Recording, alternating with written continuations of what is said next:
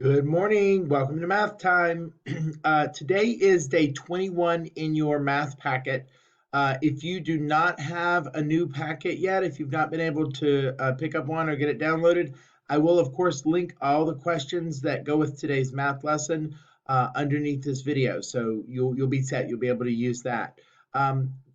Today, guys, I want you to try your very best to solve the math problems on your own. Okay, it's kind of like a quiz day. So your parents or siblings can read the questions out to you, but I want you to try your very best to solve them on your own. This is the last day, kind of a wrap-up day for data and interpreting data, which we've been working on for about a week now.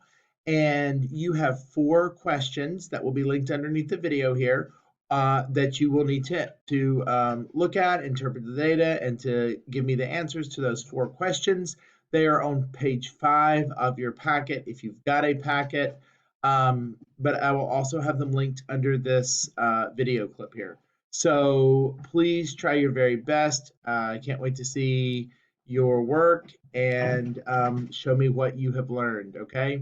Have a great time, guys, and I look forward to seeing your work. Thanks.